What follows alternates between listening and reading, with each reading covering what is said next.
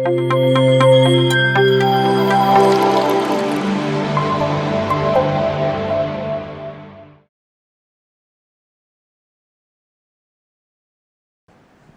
ಎಲ್ಲರಿಗೂ. ನನ್ನ ಪಿರಮಿಡ್ ವ್ಯಾಲಿಯ ನಂಟು ತುಂಬ ಹಳೆಯದು. ಸಾಕಷ್ಟು ಬೇರೆ ಬೇರೆ ಮಾಸ್ಟರ್ಸ್ ನಿಮಗೆ ಈ ಜಾಗದ ಮಹತ್ವದ ಬಗ್ಗೆ ಹೇಳಿರ್ತಾರೆ. ಖಂಡಿತ ಅದನ್ನು ನೀವು ಅನುಭವಿಸಿರ್ತೀರ ಕೂಡ. ಆದರೆ ಈ ಸ್ಥಳದಲ್ಲಿರೋ ವಿಶೇಷತೆಯನ್ನು ನಾವು ಇಂಡಿವಿಜುವಲಾಗಿ ಕಂಡುಹಿಡ್ಕೊಳ್ಬೇಕು. ಅದೇ ಮಜಾ. It is something unique for each one of us. ಇಲ್ಲಿ ಯಾರೋ ಒಬ್ರಿಗೆ ನಾನು ಮೊದಲನೇ ಬಾರಿ ಭೂಮಿಗೆ ಅಂತ ಬಂದಾಗ ನನಗೆ ಇದೇ ಸ್ಥಳದಲ್ಲಿ ಬಂದು ರಿಲೀಸ್ ಮಾಡಿದರು ಅಂತ ಅನಿಸಿರಬಹುದು. ಇನ್ನೊಬ್ರು ಯಾರಿಗೋ ಮೊದಲನೇ ಬಾರಿ ಗುರುಗಳ ದರ್ಶನ ಆದಾಗ ನನಗೆ ಇದೇ ಜಾಗದಲ್ಲಿ ಅವರು ಸಾಕ್ಷಾತ್ಕಾರ ಮಾಡಿದರು ಅಂತ ಅನುಭವಕ್ಕೆ ಬರಬಹುದು. ಇನ್ನೊಬ್ಬರಿಗೆ ನನ್ನೆಲ್ಲ ಪಾಪಕರ್ಮಗಳನ್ನು ಕಳ್ಕೊಳ್ಳೋಕ್ಕೆ ನಾನು ಈ ಜಾಗವನ್ನೇ ಆಯ್ಕೆ ಮಾಡಿದ್ದೆ ಅಂತಿರಬಹುದು. ಮತ್ತೊಬ್ಬರಿಗೆ ಪತ್ರಿಜಿ ನನಗೆ ಸೋಲ್ ಕಾಂಟ್ರ್ಯಾಕ್ಟ್ ಮಾಡಿದ್ರು, ಪ್ರಾಮಿಸ್ ಮಾಡಿದ್ರು, ನೀನು ಬಾ, ನಿನಗಲ್ಲೇ ನಾನು ಸರಿದಾರಿಯನ್ನು ತೋರಿಸ್ತೀನಿ ಅಂತ ಹೇಳಿದ್ರು ಅನ್ನೋ ಥರದ್ದೊಂದು ವಿಶೇಷವಾದ ಅನುಭವ ಆಗಿರಬಹುದು. ಆ ರೀತಿ ನೀವೇ ಕಂಡಿಡ್ಕೊಳ್ಬೇಕಾಗಿರೋ ಒಂದು ವಿಶೇಷವಾದ ಕೋಡ್ ಇದು. ಅದಕ್ಕೆ ಖಂಡಿತ ಆಗಲೇ ಅಮ್ಮ ಹೇಳ್ತಾ ಇದ್ರು, ಸೈಲೆನ್ಸ್. ಎಷ್ಟು ಜನ ಮೌನದಲ್ಲಿರ್ತೀರಾ ಅಂತ. ಮೌನ ಅಲ್ಲದೆ ಇದು ಸಾಧ್ಯನೇ ಇಲ್ಲ. ಯಾಕಂದರೆ ಇದು ಬೇರೆ ಯಾವ ಭಾಷೆಯಲ್ಲೂ ಯಾರು ಎಷ್ಟೇ ತಮ್ಮ ವೈಯಕ್ತಿಕ ಅನುಭವನ ಹಂಚ್ಕೊಂಡ್ರೂ ಅದು ಬರೋಕ್ಕೆ ಸಾಧ್ಯ ಇಲ್ಲ.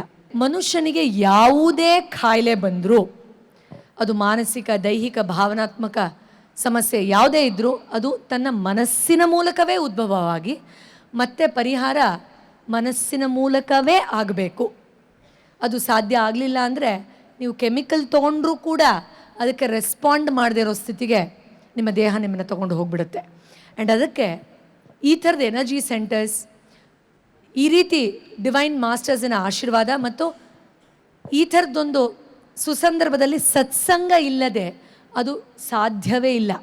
ಯಾಕಂದರೆ ಜಸ್ಟ್ ನಿನ್ನೆ ತಾನೇ ನನ್ನ ಸ್ಟೂಡೆಂಟ್ ಒಬ್ಬರು, ಮೇಡಮ್ ನನಗೆ ನೆಗೆಟಿವ್ ಥಾಟ್ಸ್ ಎಲ್ಲ ಧ್ಯಾನ ಮಾಡ್ತಾ ಮಾಡ್ತಾ ಹೊರಟೋಯ್ತು, ಇಷ್ಟು ಈಸಿಯಾಗಿ ಇಷ್ಟು ಹಿಂಸೆ ಕೊಡೋ ನೆಗೆಟಿವ್ ಥಾಟ್ಸನ್ನು ತೆಗಿಬೋದು ಅಂತ ನಂಗೆ ಗೊತ್ತೇ ಇರಲಿಲ್ಲ, ಬರೀ 5 ನಿಮಿಷ ಧ್ಯಾನ ಮಾಡ್ತಾ ಮಾಡ್ತಾ ಇಷ್ಟು ಅದ್ಭುತವಾಗಿ ನಾನು ಇದರಿಂದ ಬಿಡುಗಡೆ ಮಾಡ್ಕೊಳ್ಬಹುದಾ, ನನಗೆ ಗೊತ್ತೇ ಇರಲಿಲ್ಲ, ಧ್ಯಾನದ ಮೂಲಕ ನಾನು ಸೆಲ್ಫ್ ಹೀಲಿಂಗ್ ಮಾಡ್ಕೊಳ್ಬಹುದಾ ಅಂತ ಕೇಳಿದ್ರು.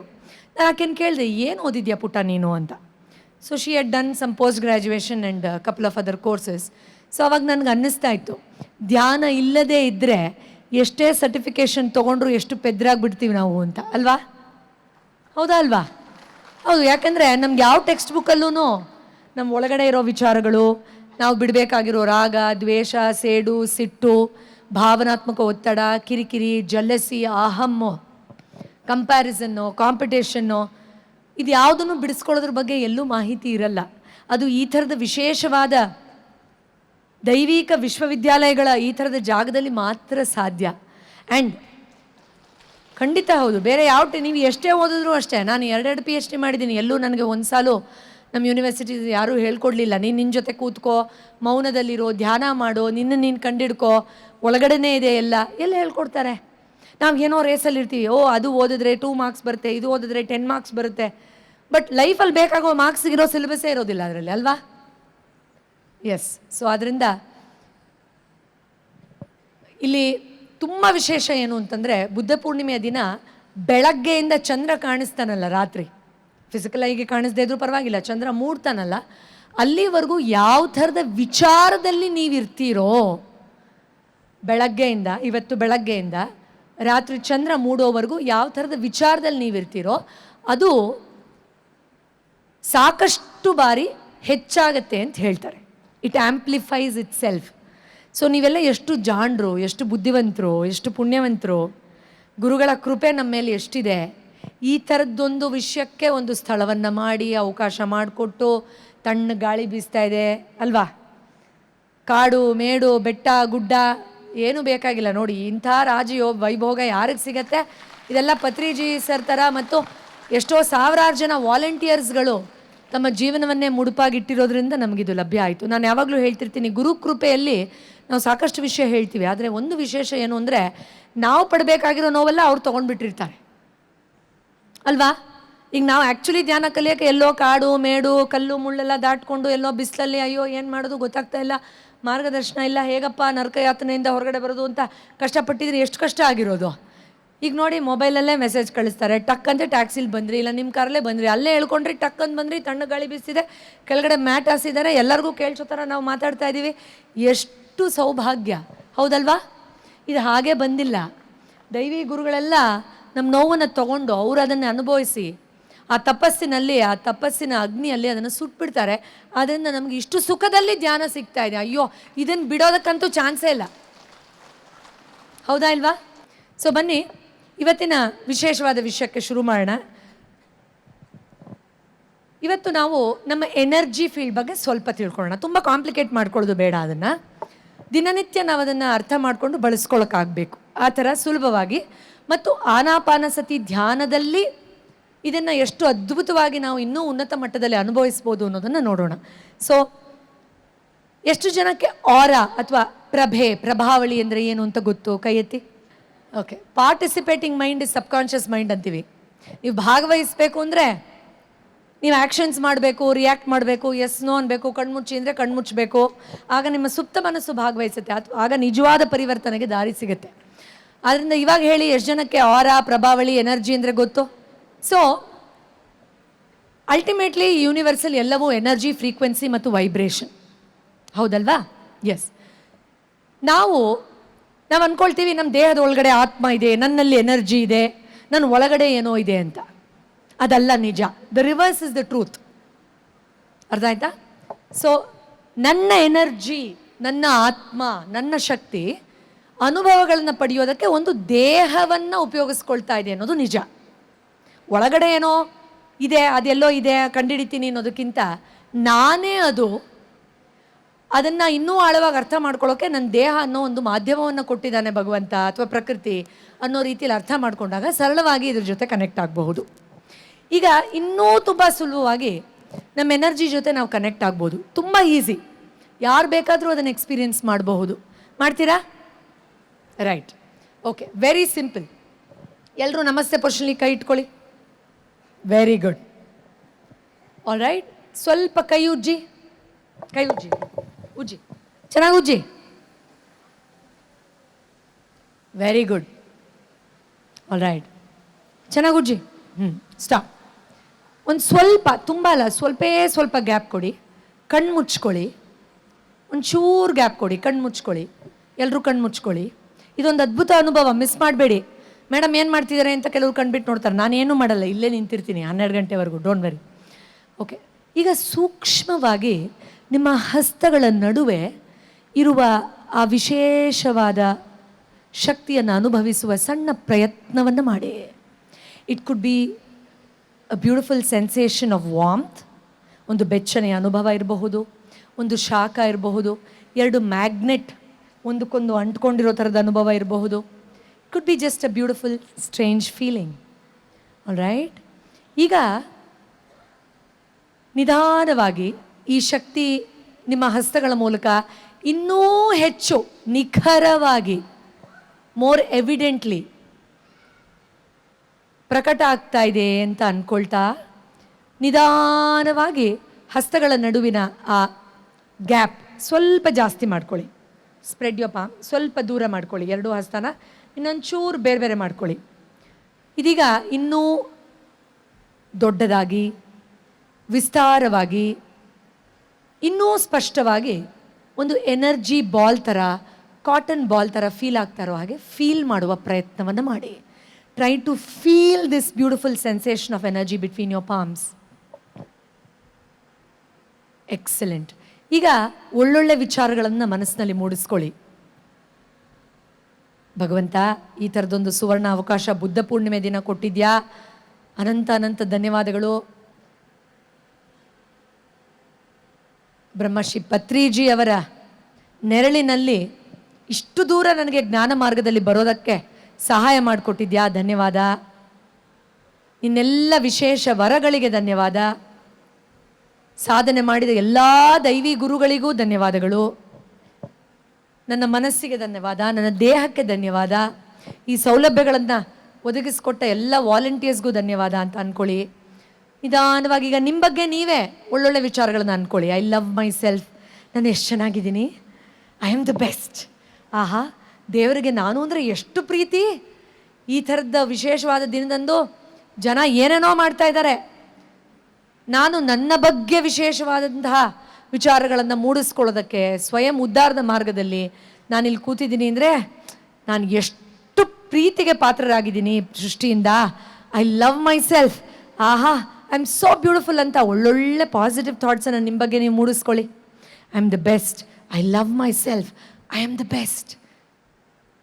ಎಕ್ಸಲೆಂಟ್. ಈಗ ನೀವು ಆರಾಧಿಸುವ ದೇವರು ಅಥವಾ ಗುರುಗಳು ಅವ್ರು ನೆನೆಸ್ಕೊಳ್ಳಿ. ಅವರ ಬೆಳಕು ನಿಮ್ಮ ಹೃದಯ ತುಂಬ ಆವರಿಸ್ತಾ ಹಸ್ತದ ಮೂಲಕ ವಿಸ್ತಾರಗೊಳ್ತಾ ಇರೋವಾಗ ಅಂದ್ಕೊಂಡು ನಿಧಾನವಾಗಿ ಹಸ್ತಗಳನ್ನು ಇನ್ನೂ ದೂರ ಮಾಡ್ಕೊಳ್ಳಿ.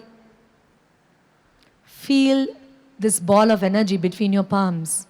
ನಿಮ್ಮ ಹಸ್ತಗಳ ನಡುವೆ ಈ ಚಂಡಿನಾಕಾರದ ಶಕ್ತಿಯನ್ನು ಇನ್ನೂ ಹೆಚ್ಚು ನಿಖರವಾಗಿ ಸ್ಪಷ್ಟವಾಗಿ ಅನುಭವಿಸುವ ಪ್ರಯತ್ನವನ್ನು ಮಾಡಿ. ಎಕ್ಸಲೆಂಟ್. ಈಗ ನಿಧಾನವಾಗಿ, ತುಂಬ ನಿಧಾನವಾಗಿ ಚೂರೇ ಹತ್ತಿರ ತೊಗೊಂಡು ಬರೋಕ್ಕೆ ಟ್ರೈ ಮಾಡಿ. ತುಂಬ ನಿಧಾನವಾಗಿ, ತುಂಬ ನಿಧಾನವಾಗಿ ಸ್ವಲ್ಪ ಸ್ವಲ್ಪನೇ ಹಸ್ತಗಳನ್ನು ಹತ್ತಿರ ತೊಗೊಂಡು ಬನ್ನಿ. ಇನ್ನೂ ಹತ್ತಿರ ತೊಗೊಂಡು ಬನ್ನಿ. ಇನ್ನೂ ಹತ್ತಿರ ತೊಗೊಂಡು ಬನ್ನಿ. ಇನ್ನೂ ಹತ್ತಿರ. ಎಸ್, ಇನ್ನೂ ಹತ್ತಿರ ತೊಗೊಂಡು ಬನ್ನಿ. ಇನ್ನೇನು ಒಂದಕ್ಕೊಂದು ಹಸ್ತ ತಾಗ್ತಾ ಇದೆ ಅನ್ನೋಷ್ಟು ಹತ್ತಿರ ತೊಗೊಂಡು ಬನ್ನಿ. ಎಕ್ಸಲೆಂಟ್. ನೋಡಿ, ಸ್ಪಷ್ಟವಾಗಿ ನಿಮ್ಮ ಎನರ್ಜಿ, ನಿಮ್ಮ ಸುತ್ತ ಇರುವಂತಹ ಪ್ರಭೆ, ಶಕ್ತಿ ವಲಯ ಒಂದು ಕಾಟನ್ ಬಾಲ್ ಥರ, ಒಂದು ಮ್ಯಾಗ್ನೆಟ್ ಫೀಲ್ಡ್ ಥರ, ಒಂದು ಮ್ಯಾಗ್ನೆಟಿಕ್ ಎನರ್ಜಿ ಥರ, ಒಂದು ವೈಬ್ರೇಷನ್ ಥರ, ಒಂದು ವಾರ್ಮ್ ಥರ ಖಂಡಿತ ಫೀಲ್ ಆಗುತ್ತೆ. ಅದನ್ನು ಅನುಭವಿಸ್ತಾ ಆನಂದಿಸ್ತಾ ನಿಧಾನವಾಗಿ ಕಣ್ಬಿಟ್ಟು ಹೊರಗಡೆ ಬನ್ನಿ. ಎಕ್ಸಲೆಂಟ್. ಅದನ್ನು ಬೇಕಾದ್ರೆ ನಿಮ್ಮ ಎದೆ ಮೇಲೆ ಇಟ್ಕೊಳ್ಳಿ. ಐ ಲವ್ ಮೈ ಸೆಲ್ಫ್ ಅಂತ ಎನರ್ಜಿನ ವಾಪಸ್ ನಿಮ್ಮ ದೇಹಕ್ಕೆ ತುಂಬ್ಕೊಳ್ಳಿ. S, beautiful.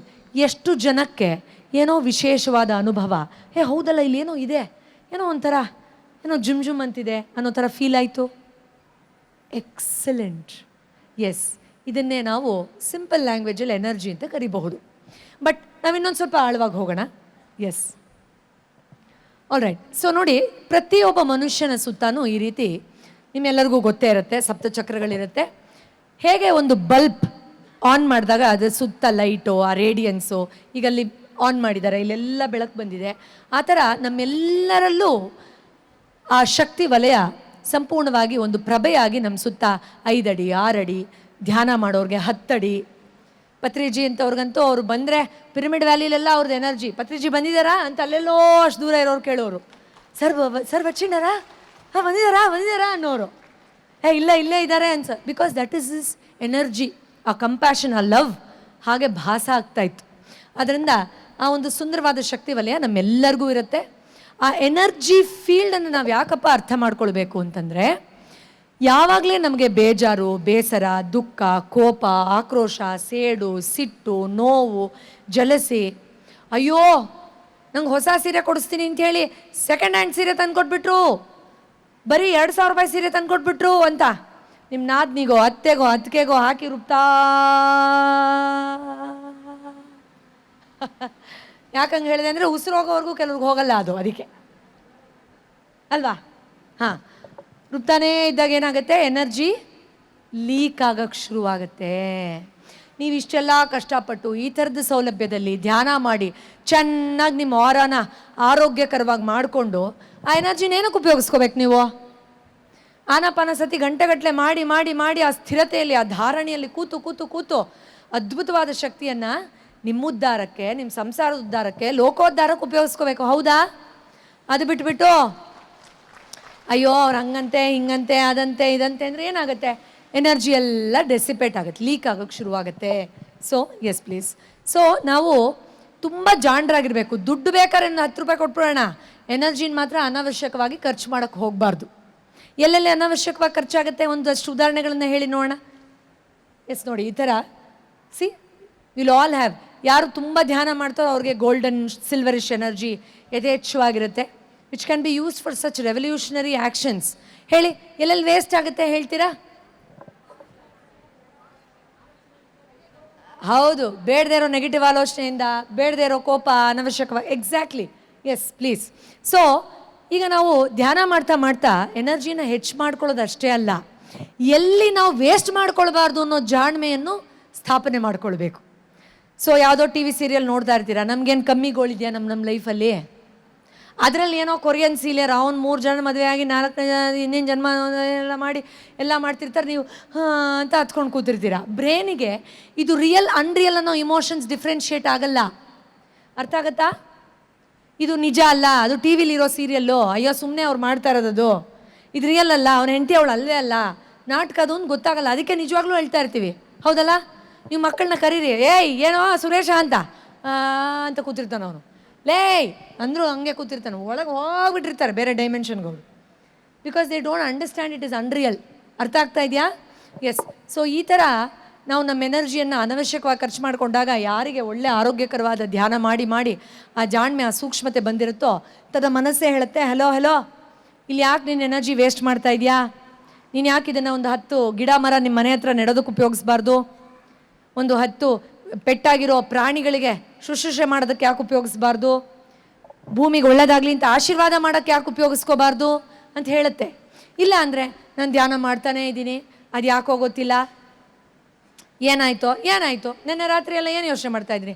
ಓ ಅದಾ, ನಮ್ಮ ಪಕ್ಕದ ಮನೆ ಹೊಸ ನೆಕ್ಲೆಸ್ ತೊಗೊಂಡ್ರು, ನನ್ನ ಗಂಡನೂ ಇದ್ದಾರೆ ಅಂತ ಯೋಚನೆ ಹೋಯ್ತು. ನಿಜವಾಗ್ಲೂ ತಮಾಷೆ ಅಲ್ಲ. ಸೊ ನೀವು ನಿಮ್ಮ ಎನರ್ಜಿ ಕಂಟೈನರ್ನ ಸೂಕ್ಷ್ಮವಾಗಿ ನೋಡಬೇಕು. ನಂಗೆ ತುಂಬ ಚೆನ್ನಾಗಿ ನೆನಪಿದೆ, ಪತ್ರಿ ಸರ್ ಜೊತೆಲಿ ಮಲೇಷ್ಯಾಗೆ ಹೋಗಿದ್ವಿ ಒಂದು ಸತಿ. ನನಗೊಂದು ಆಪರ್ಚುನಿಟಿ ಕೊಟ್ಟಿದ್ರು, ಅಲ್ಲಿ ಹಿಪ್ನಾಸಿಸ್ ರಿಲೇಟೆಡ್ ಏನೋ ಟಾಪಿಕ್ ಮಾತಾಡೋದಕ್ಕೆ. ಅಲ್ಲಿ ಒಂದು ಬಾರ್ ಆ್ಯಂಡ್ ರೆಸ್ಟೋರೆಂಟ್ ತುಂಬ ದೊಡ್ಡದು, ಎಲ್ಲರೂ ಹೋಗ್ತಾಯಿದ್ರು, ಹೊಟ್ಟೆ ಹಸಿತಾ ಇದೆ ಅಂತ. ಪತ್ರಿ ಸರ್ ನಾನು ಬರಲ್ಲ ಅಂದರು. ಅವರೆಲ್ಲ ಕರಿತಿದ್ರು, ಬನ್ನಿ ಒಂದು ಸ್ವಲ್ಪ ಅಟ್ಲೀಸ್ಟ್ ಜ್ಯೂಸ್ ತೊಗೊಳ್ಳಿ. ಇಲ್ಲ ಯಾಕೆ, ಅಲ್ಲೆಲ್ಲ ಗೇಮ್ ಆಡ್ತಾರೆ, ಕುಡಿತಾರೆ, ನಾನು ಬರಲ್ಲ ಅಂತ ಹೇಳಿದ್ರು. ನನಗೆ ತುಂಬ ಚೆನ್ನಾಗಿ ನೆನಪಿದೆ. ನಾನು ತುಂಬ ಚಿಕ್ಕ ಹುಡುಗಿ ಅವಾಗ ನಂಗೆ ನೆನಪಾಯ್ತು, ಓಹೋ ಈ ಥರದ ಸ್ಥಳಗಳಿಗೂ ಹೋಗೋದ್ರ ಬಗ್ಗೆ ಲೆಕ್ಕಾಚಾರ ಆಗ್ತಾರೆ ಅಂದರೆ ಇನ್ನು ಎಷ್ಟು ಅವರು ಜಾಗೃತವಾಗಿ ತನ್ನ ಜೀವನವನ್ನು ನಡೆಸ್ತಾ ಇರಬಹುದು ಅಲ್ವಾ? ನಾವೇನಲ್ಲಿ ಹೋಗೋದು ತಿನ್ನಲ್ಲ ಮಾಡಲ್ಲ, ಆದರೆ ಅಲ್ಲಿರೋ ಎನರ್ಜಿನೂ ನನಗೆ ಬೇಡ, ಅದು ಕೂಡ ವೇಸ್ಟ್ ಆಗೋದು ಬೇಡ ಅಂತ. ಇನ್ನೆಷ್ಟು ಜವಾಬ್ದಾರಿಯುತವಾದ ಜೀವನ ಅದು ಅಂತ ನೀವು ಲೆಕ್ಕ ಹಾಕ್ಕೊಳ್ಳಿ. ನಾವು ಹಂಗಲ್ಲ ಮೇಡಮ್, ನಾವು ಸಿಕ್ಕಿದ್ದೇ ಚಾನ್ಸ್. 3 ಜನ ಮಾತಾಡ್ತಾರೆ, ನಾನು ಸೇರ್ಕೊಂಡ್ಬಿಡ್ತೀನಿ. ಹಂಗಲ್ಲ, ಬಾಯಲ್ಲಿ ನಾನು ಹೇಳ್ತೀನಿ, ಅದಲ್ಲ ಅವ್ನಿಗೆ ಇನ್ನೊಬ್ಬ ಗರ್ಲ್ ಫ್ರೆಂಡ್ ಇದ್ಲು, ನಾನು ಹೇಳ್ತೀನಿ ಬಾ ಅಂತ ಸೇರ್ಕೊಂಡ್ಬಿಡ್ತೀವಿ ಅಲ್ವಾ? ಎಸ್. ಸೊ ಅದರಿಂದ ಗಾಸಿಪ್ಪು, ಜೆಲ್ಲಸಿ, ಹೇಟ್ರೆಡ್ನೆಸ್ಸು, ಚಿಂತೆ, ನಾವು ಏನೂ ಮಾಡೋಕ್ಕಾಗಲ್ಲ ಅಂದ್ರೂ ಅದ್ರ ಬಗ್ಗೆನೇ ಮತ್ತೆ ರಿಪಿಟೇಟಿವ್ ಆಗಿ ಫಿಯರ್ಫುಲ್ಲಾಗಿ ಇನ್ವಾಲ್ವ್ ಆಗೋದು, ಇದೆಲ್ಲ ನಮ್ಮಿಂದ ನಮ್ಮ ಎನರ್ಜಿಯನ್ನು ಅನ್ಫಾರ್ಚುನೇಟ್ಲಿ ವೇಸ್ಟ್ ಮಾಡಿಸ್ತಾ ಇರುತ್ತೆ. ಅದರಿಂದ ನೀವು ಧ್ಯಾನ ಮಾಡಿ ಏನನ್ನು ಗಳಿಸ್ತೀರೋ, ಅತ್ಯಂತ ಉನ್ನತವಾದ ಧ್ಯಾನ ಸ್ಥಿತಿಯಲ್ಲಿ ನೀವು ಆ ಅನುಭವ, ಬೆಳಕು ಎಲ್ಲರಿಗೂ ಎಷ್ಟೋ ಜನಕ್ಕೆ ಫೀಲ್ ಆಗಿರುತ್ತಲ್ವ? ಎಷ್ಟೋ ಜನ ಹೇಳ್ತಾರೆ, ಮೇಡಮ್ ಪರ್ಪಲ್ ಕಾಣಿಸ್ತು, ರೆಡ್ ಕಾಣಿಸ್ತು, ಗ್ರೀನ್ ಕಾಣಿಸ್ತು, ಹೌದಲ್ಲ? ಏನೇನೋ ಕಲರ್ ಬಂದಂಗಾಯಿತು, ಮೇಲಿಂದ ಸುರಿದಂಗಾಯಿತು. ಎಸ್, ಅದನ್ನು ಯಾವ ರೀತಿ ನಾನು ಬಳಸ್ತೀನಿ ಅನ್ನೋದು ಕೂಡ ನೀವು ಸೂಕ್ಷ್ಮವಾಗಿ ಯೋಚನೆ ಮಾಡಬೇಕು. Yes please. All right. So ನಾವು ಮಲ್ಟಿ ಡೈಮೆನ್ಷನಲ್ ಬೀಯಿಂಗ್ಸ್, ಆದ್ದರಿಂದ ಎನರ್ಜಿ ಒಂದೇ ರೀತಿಯಲ್ಲಿ ಹೀಗೆ ಇರುತ್ತೆ, ಇದೇ ಥರ ಇರುತ್ತೆ, ಹೀಗೆ ಇರುತ್ತೆ ನೋಡಿ ಅಂತ ಯಾರೂ ಪ್ರಿಂಟೌಟ್ ಕೊಟ್ಟು ಹೇಳೋಕ್ಕಾಗಲ್ಲ. ನಮ್ಮ ಉಪನಿಷತ್ತಲ್ಲೂ ಕೂಡ ಅದೊಂದು ಸ್ಟೇಟ್ ಆಫ್ ಕಾನ್ಷಿಯಸ್ನೆಸ್ ಅಂತ ಹೇಳ್ತಾರೆ. ಅರ್ಥ ಆಗಲಿ ಅಂತ ಅದಕ್ಕೊಂದು ಚಿತ್ರೀಕರಣ ಕೊಡ್ತೀವಿ ಅಷ್ಟೇ. ಬಟ್ ಹೀಗೆ ಅಂತ ಬೆರಳು ಮಾಡಿ ಹೇಳೋಕ್ಕಾಗಲ್ಲ ಅದನ್ನು, ಅದೊಂದು ಅನುಭವ. Okay, yes please. ನಾನೀಗೊಂದು ಸಣ್ಣ ಎಕ್ಸ್ಪೆರಿಮೆಂಟ್ ಮಾಡಿಸ್ತೀನಿ. ನಮ್ಮೆಲ್ಲರಿಗೂ ಪ್ರಮುಖವಾಗಿ ನಾವು ಯಾವ ಥರದ್ದೊಂದು ಎನರ್ಜಿ ಫೀಲ್ಡಲ್ಲಿ ಇರ್ತೀವೋ ಆ ಥರದ ಬಣ್ಣದ ಎನರ್ಜಿ ಇರುತ್ತೆ. ಪ್ರಮುಖವಾಗಿ ಚೇಂಜ್ ಆಗ್ತಾ ಇರುತ್ತೆ, ಅದೇನು ಫಿಕ್ಸ್ ಡೆಪಾಸಿಟ್ ಅಲ್ಲ. ಈಗ ಬೆಳಗ್ಗೆ ನಾನು ಧ್ಯಾನ ಮಾಡಿ ಬಂದಿದ್ದರೆ ನನ್ನಲ್ಲಿ ಒಂದು ಸ್ವಲ್ಪ ಪರ್ಪಲ್, ವೈಲೆಟ್ ಕಲರ್ಸ್ ಜಾಸ್ತಿ ಇರುತ್ತೆ. ಅವ್ರ ಗಂಡನ ಮೇಲೆ ಏನ್ರಿ ನೀವು ಹಾಗೆ ಅಂತ ಜಗಳ ಮಾಡ್ಕೊಂಡು ಬಂದಿದ್ರೆ ಒಂದು ಸ್ವಲ್ಪ ಡೆನ್ಸ್ ರೆಡ್ ಕಲರ್ ಜಾಸ್ತಿ ಇರಬಹುದು. ಅಲ್ಲಿ ಯಾರೋ ಇಬ್ಬರು ಲವರ್ಸ್ ಕೂತ್ಕೊಂಡು I love you so much ಅಂತ ಅನ್ಕಂಡೀಷ್ನಲ್ ಲವ್ ಎಕ್ಸ್ಪೀರಿಯೆನ್ಸ್ ಮಾಡ್ತಿದ್ರೆ ಪಿಂಕ್ ಕಲರ್ ಆಗಬಹುದು.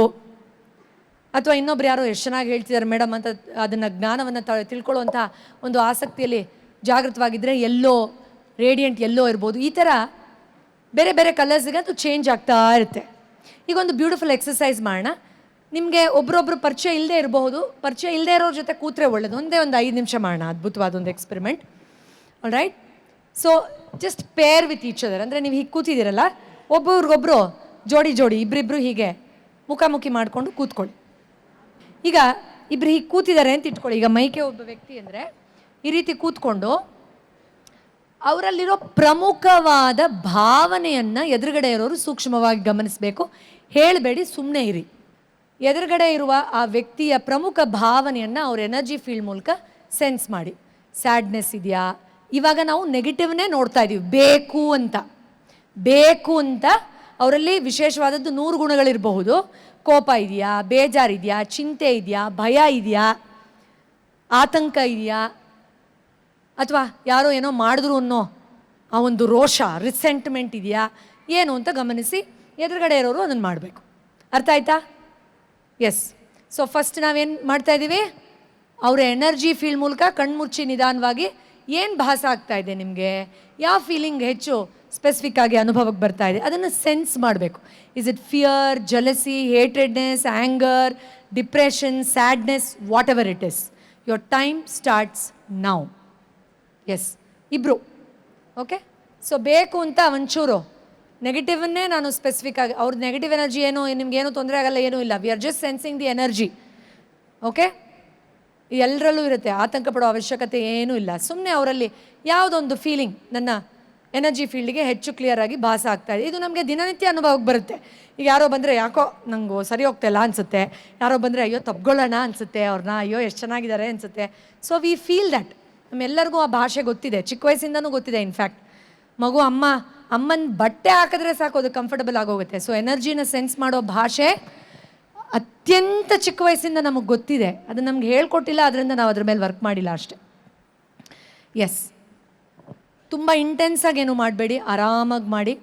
ಎದುರುಗಡೆ ಇಬ್ಬರು ಮಾಡಿ. ಎದುರುಗಡೆ ಇರೋ ವ್ಯಕ್ತಿ ಯಾವ ಒಂದು ನಕಾರಾತ್ಮಕ ಭಾವನೆ ಸ್ವಲ್ಪ ಸ್ಪಷ್ಟವಾಗಿ ನನಗೆ ಭಾಸ ಆಗ್ತಾ ಇದೆ. ಫಾರ್ ಎಕ್ಸಾಂಪಲ್, ಯಶವಂತಲ್ಲಿ ಭಯ ಅಂದರೆ ಈಗ ಅವ್ರಿಗೇನೋ ಜಾಸ್ತಿ ಭಯ ಇದೆ ಅಂತಲ್ಲ, ಬಟ್ ಅವರ ಪ್ರಭೆಯಲ್ಲಿ ಇಲ್ಲಿ ನೋಡಿ, ಈ ಥರ ಬೇರೆ ಬೇರೆ ಬೇರೆ ಬೇರೆ ಫ್ರೀಕ್ವೆನ್ಸಿ ನಮ್ಮಲ್ಲಿ ಇರುತ್ತೆ. ಅವ್ರ ಪ್ರಭೆಯಲ್ಲಿ ಭಯ ಇದೆ. ಅದು ಹಳೇದಿರಬಹುದು, ತಾಯಿ ಗರ್ಭದಲ್ಲಿದ್ದಾಗಿದ್ದ ಭಯ ಇರಬಹುದು, ಮೊನ್ನೆ ಎಕ್ಸಾಮ್ ಆಯ್ತಲ್ಲ ಆವಾಗ ಆದ ಭಯ ಇರಬಹುದು, ನೆನ್ನೆ ಅಪ್ಪ ಏನೋ ಹೊಡೆದಾಕ್ಬಿಟ್ಟೆ ಅಂತ ಬೈದರು ಅನ್ನೋ ಭಯ ಇರಬಹುದು. ಅದು ಈಗಲೂ ಪ್ರಭೆಯಲ್ಲಿ ಪ್ರಮುಖವಾಗಿ ರಿಜಿಸ್ಟರ್ ಆಗಿರುತ್ತೆ. ಅದನ್ನು ನೋಡ್ತಾ ಇದ್ದೀವಿ. 3,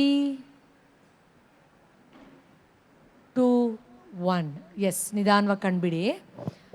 ಜಡ್ಜ್ ಮಾಡೋದು ಬೇಡ, ಕತೆ ಹೇಳೋದು ಬೇಡ, ಹೆಚ್ಚು ಮಾತು ಬೇಡ.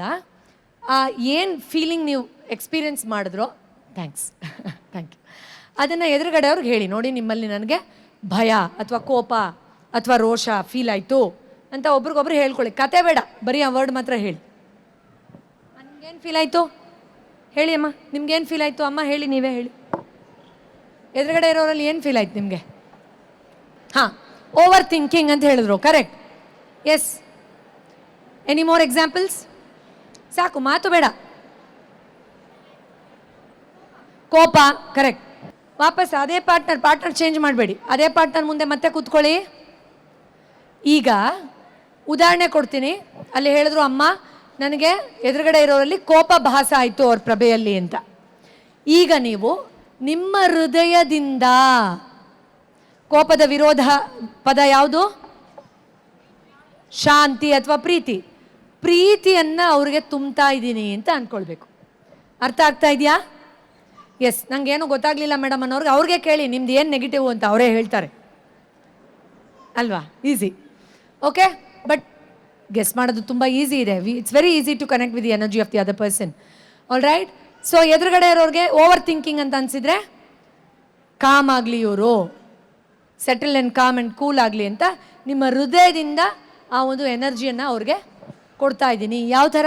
ಸಿಂಪಲ್, ಒಂದು ಬ್ಲೆಸ್ಸಿಂಗ್ ಥರ, ಒಂದು ಆಶೀರ್ವಾದದ ಥರ ಅವ್ರಿಗೆ ಅದನ್ನು ಕೊಡ್ತಾ ಇರೋ ಥರ ಎಕ್ಸ್ಪೀರಿಯೆನ್ಸ್ ಮಾಡಿ. ಯಾಕೆ ಇದು ವಿಶೇಷ ಇವತ್ತು ಅಂದರೆ, ಒಂದು, ಇವತ್ತು ಬುದ್ಧ ಪೂರ್ಣಿಮೆ. ಎರಡನೇದು, ಸಾವಿರಾರು ಜನರದ ಜೊತೆಯಲ್ಲಿ ಇದನ್ನು ಮಾಡಬೇಕಾದ್ರೆ ನಿಮ್ಮ ಹಳೆಯ ಹೆಪ್ಪುಗಟ್ಟಿದ ನಕಾರಾತ್ಮಕ ಭಾವನೆಯನ್ನು ಬಿಡುಗಡೆ ಮಾಡೋದಕ್ಕೆ ಭಗವಂತ ಎಂಥ ಒಂದು ವೇದಿಕೆಯನ್ನು ಆಯ್ಕೆ ಮಾಡಿದ್ದಾನೆ ಅಂತ ಒಮ್ಮೆ ಯೋಚನೆ ಮಾಡಿ.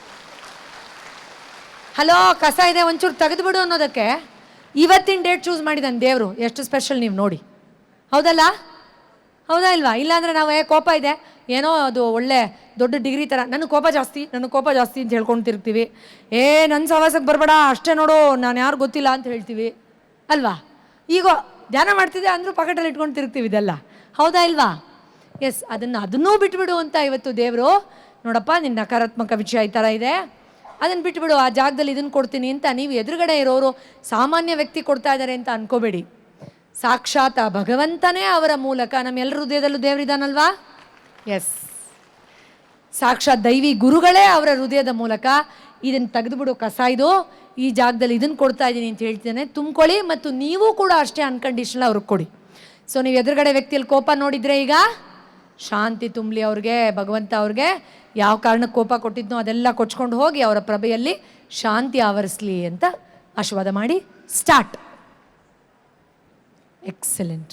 ಆತ್ಮೀಯರೇ, ನಿಧಾನವಾಗಿ ನೀವೀಗ ನಿಮ್ಮ ಸಂಪೂರ್ಣ ಗಮನವನ್ನು ನಿಮ್ಮ ಹೃದಯದ ಕಡೆಗೆ ವರ್ಗಾಯಿಸಿ, ನಿಮ್ಮ ಹೃದಯಾಂತರಾಳದಿಂದ ದೈವೀ ಬೆಳಕನ್ನು ಆಹ್ವಾನಿಸುತ್ತಾ ನಿಧಾನವಾಗಿ ಪ್ರೀತಿಯಿಂದ ನಿಷ್ಕಲ್ಮಶವಾದ ಈ ಪ್ರೀತಿಯ ಧಾರೆಯನ್ನು ಈ ವಿಶೇಷವಾದ ಸುಸಂದರ್ಭದಂದು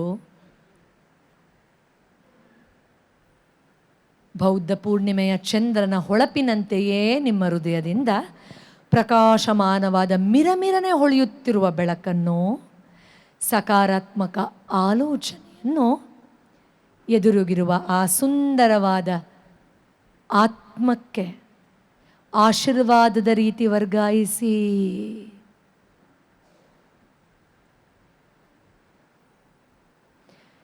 ಇನ್ನೊಂದು ಅತ್ಯಂತ ಮುಖ್ಯವಾದ ರಹಸ್ಯ ಒಂದು ಇಲ್ಲಿದೆ.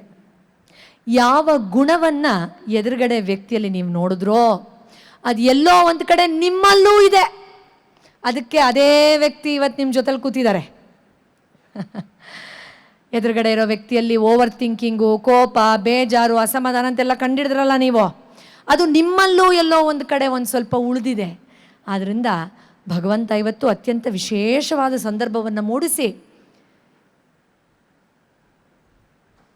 ಹೊರಗಡೆ ಯಾವುದನ್ನು ನೀನು ಗುರುತಿಸ್ತಾ ಇದೆಯೋ, ಅನ್ಯರಲ್ಲಿ ಯಾವ ಕೋಪ, ಕಿರಿಕಿರಿ, ಅಸಮಾಧಾನ, ಬೇಸರವನ್ನು ಗುರುತಿಸ್ತಾ ಇದೆಯೋ ಅದು ನಿನ್ನ ಒಳಗಡೆನೂ ಇದೆ ಅಂತ ಎಚ್ಚರಿಕೆ ಕೊಡೋದ್ರ ಜೊತೆಯಲ್ಲಿ ಧ್ಯಾನ ಮಾಡುವ ಓ ಸುಂದರವಾದ ಆತ್ಮಬಂಧುವೇ, ಇದೋ ನಾನು ಆ ಭಗವಂತನ ಬೆಳಕನ್ನು ಇಷ್ಟು ಸ್ಪಷ್ಟವಾಗಿ ನಿಖರವಾಗಿ ಆ ಜಾಗದಲ್ಲಿ ಧನಾತ್ಮಕ ಆಲೋಚನೆಯಾಗಿ ಶಕ್ತಿಯಾಗಿ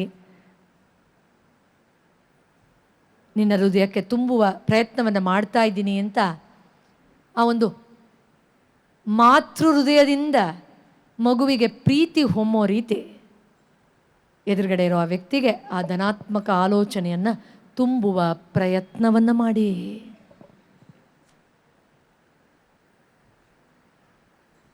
ಆತ್ಮೀಯರೇ, ಇದು ಕೇವಲ ಒಂದು ಸಣ್ಣ ಕ್ರಿಯೆಯಲ್ಲ, ಇದೊಂದು ಅತ್ಯಂತ ವಿಶೇಷವಾದ ಸೂಚನೆ ಎಂದು ಭಾವಿಸುತ್ತಾ ನನ್ನಲ್ಲಿರುವ ಈ ನಕಾರಾತ್ಮಕತೆಯನ್ನು ಗುರುತಿಸಿ ಬೆರಳು ಮಾಡಿ ತೋರಿಸಿ ನಿಖರವಾಗಿ ಹೇಳಿಸಿ ಆ ಜಾಗದಲ್ಲಿ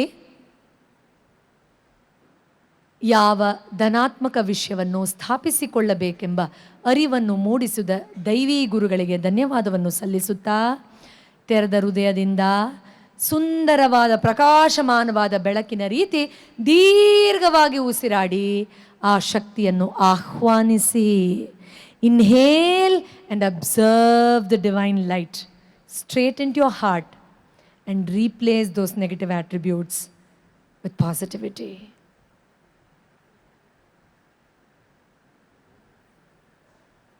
ಹೊರಬರೋಕ್ಕಿಂತ ಮುಂಚೆ ಇನ್ನೊಂದು ತುಂಬ ಮುಖ್ಯವಾದ ವಿಷಯ ಹೇಳ್ತೀನಿ. ನಮಗೆ ಎಷ್ಟೋ ಸತಿ ಕಿರಿಕಿರಿ ಅಡೆತಡೆಯಲ್ಲಿ ಒಳಗಾದಾಗ ಅಯ್ಯೋ ಯಾಕೋ ಈ ಕೆಲಸನೇ ಆಗ್ತಾ ಇಲ್ವಲ್ಲ, ಇದೊಂದು ಕೆಲಸನೇ ಸರಿ ಹೋಗ್ತಾ ಇಲ್ವಲ್ಲ, ಇದೊಂದು ಕಾಯಿಲೆ ಬಿಟ್ಟು ಹೋಗ್ತಾ ಇಲ್ವಲ್ಲ, ಇದೇನು ಅಡ್ಡ ಬಂದ್ಬಿಡ್ತಲ್ಲ ಅಂತ ಅನ್ನಿಸ್ತಾ ಇರುತ್ತೆ. ಇದು ಏನು ಸರಿ ಮಾಡಿದ್ರೆ ಸರಿ ಹೋಗ್ಬೋದು, ಏನಿದು ಇದೊಂದು ಸರಿನೇ ಹೋಗ್ತಾ ಇಲ್ಲ ಅಂತ ಅನ್ನಿಸ್ತಾ ಇರುತ್ತೆ.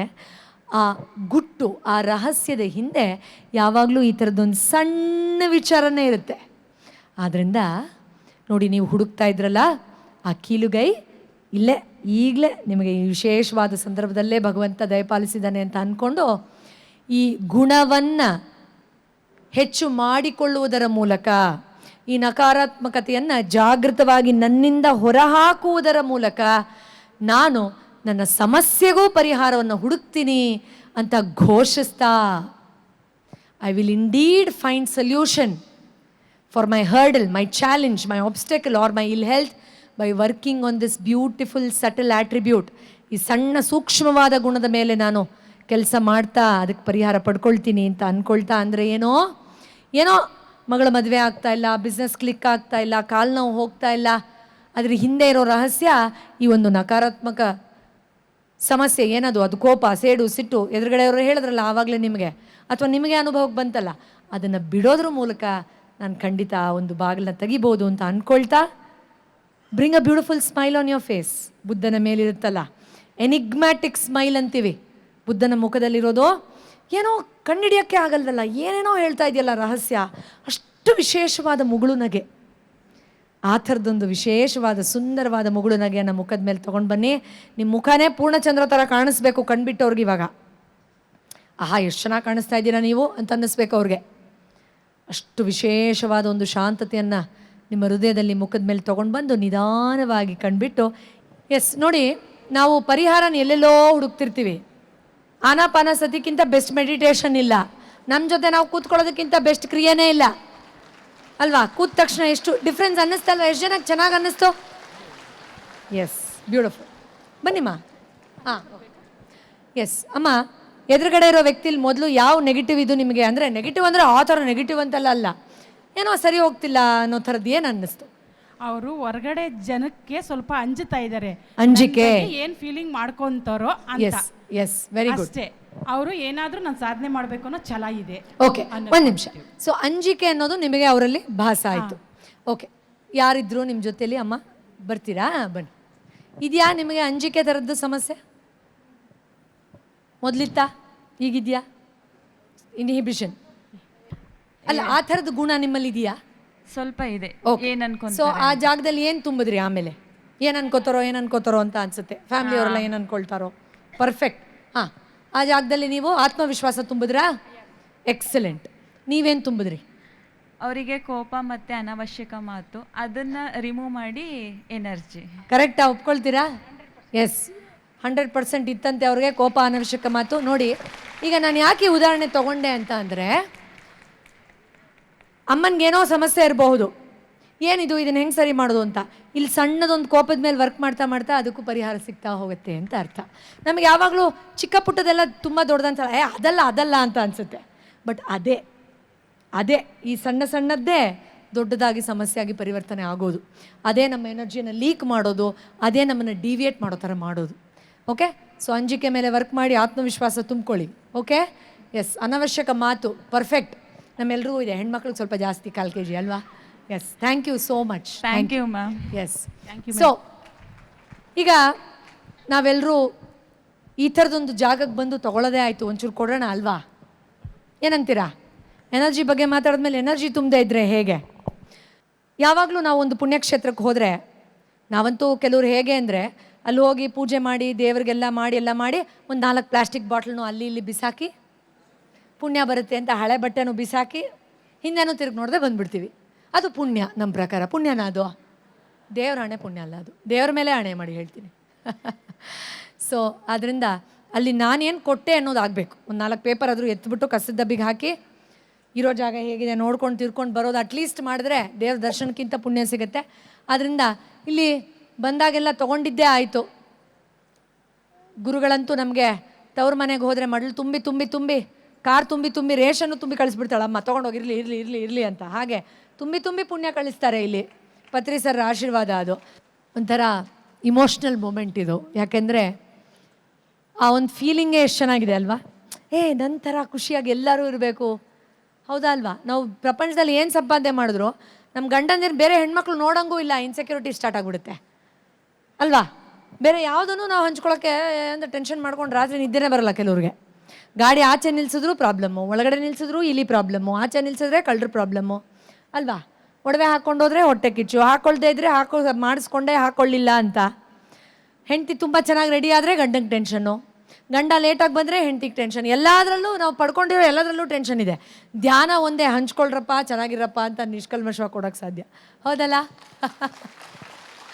ಆದ್ದರಿಂದ ಎಲ್ಲರಿಗೂ ಹಂಚುವ ಈ ಒಂದು ಧ್ಯಾನದ ಕೊನೆಯಲ್ಲಿ ಒಂದು 10 ಸೆಕೆಂಡ್ಸ್ ಮಾಡಿದ್ರೂ ಸಾಕು. ಪ್ರತಿನಿತ್ಯ ನೀವು ಆನಾಪಾನಸತಿ ಮೆಡಿಟೇಷನ್ ದಿನಾಗಲೂ ಕಂಪಲ್ಸರಿ ಮಾಡಬೇಕು. ನೀವು ಮಾಡಿ ಕೊನೆಯಲ್ಲಿ ಒಂದು ಬ್ಲೆಸ್ಸಿಂಗ್ ಎಲ್ಲರೂ ತುಂಬ ಜನಕ್ಕೆ ತಲುಪಲಿ, ಪತ್ರಿಜಿಯವರ ಕನಸು ನನಸಾಗಲಿ, ಮೂಲೆ ಮೂಲೆಯಲ್ಲೂ ಧ್ಯಾನ ಮಾಡೋರು, ಪಿರಮಿಡ್ ಬಳಕೆ ಮಾಡೋರು ಸಿಗಲಿ, ಸಸ್ಯಾಹಾರಿಗಳಾಗಲಿ ಎಲ್ಲರೂ ಅನ್ನುವಂಥ ಅವ್ರ ಕನಸು ಏನಿತ್ತು, ಅವರು ಕೇವಲ ಬಾಯಿ ಮಾತ್ರ ಹೇಳ್ತಿರಲಿಲ್ಲ, ಅವ್ರು ಹೇಳ್ತಾ ಎನರ್ಜಿನೇ ರಿಲೀಸ್ ಮಾಡ್ತಾಯಿದ್ರು.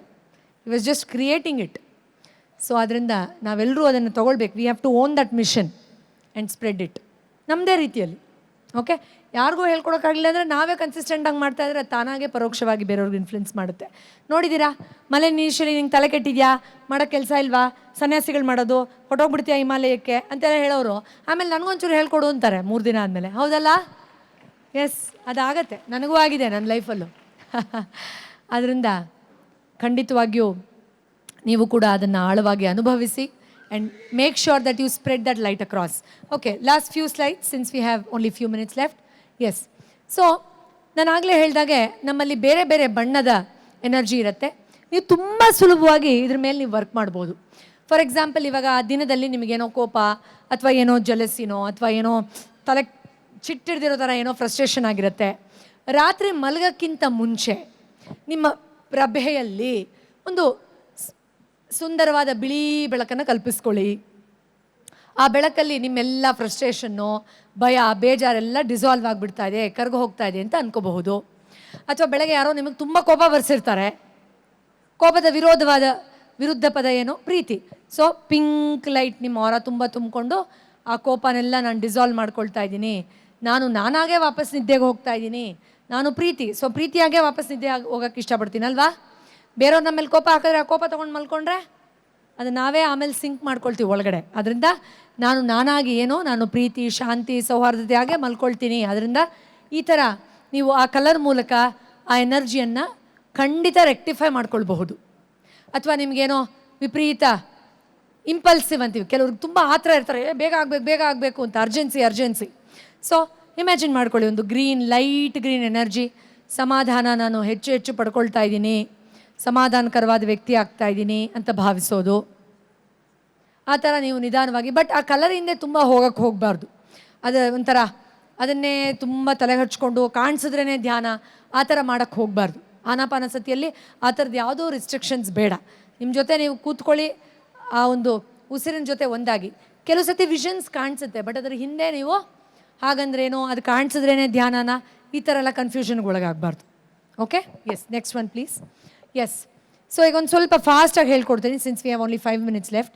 Next one. ಎಸ್, ಸೊ ನೀವು ಅಕಸ್ಮಾತ್ ನಿಮಗೆ ನನಗೆ ತುಂಬ ಸುಸ್ತಾಗುತ್ತೆ, ಬೇಜಾರಾಗುತ್ತೆ, ಭಯ ಆಗುತ್ತೆ, ಈ ಥರದ್ದೆಲ್ಲ ಟೆನ್ಷನ್ ಇದ್ದರೆ ನಮ್ಮೆಲ್ಲರೂ ಸುತ್ತನೂ ಇದೆ, ಆಗಲೇ ತೋರಿಸೋದ್ನಲ್ಲ ಆ ಥರ ಕೋಳಿ ಮೊಟ್ಟೆ ಥರದ ಪ್ರಭೆ.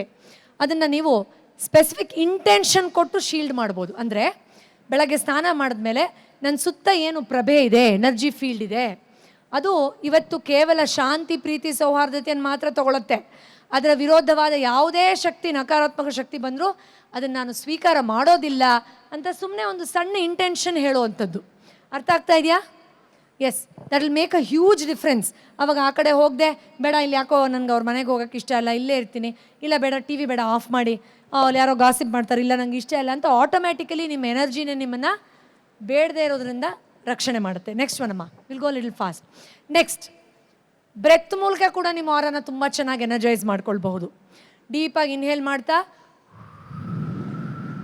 ಅಂತ ಎಕ್ಸೇಲ್ ಮಾಡ್ತಾ ಯಾವ ಸ್ಪೆಸಿಫಿಕ್ ಗುಣ ನಿಮ್ಮಲ್ಲಿ ಹೆಚ್ಚಾಗಬೇಕು ಅಂತ ನಿಮಗೆ ಇಂಟೆನ್ಷನ್ ಇದೆ, ಏಕಾಗ್ರತೆ ಇರಬಹುದು, ಧೈರ್ಯ ಇರಬಹುದು, ತಾಳ್ಮೆ ಇರಬಹುದು, ಅದನ್ನು ದೀರ್ಘವಾಗಿ ಉಸಿರಾಡ್ತಾ ಅದನ್ನು ನಮ್ಮ ಎನರ್ಜಿ ಫೀಲ್ಡಲ್ಲಿ ನಾನು ತುಂಬ್ಕೊಳ್ತಾ ಇದ್ದೀನಿ ಅಂತ ಅಂದ್ಕೊಳ್ಬಹುದು.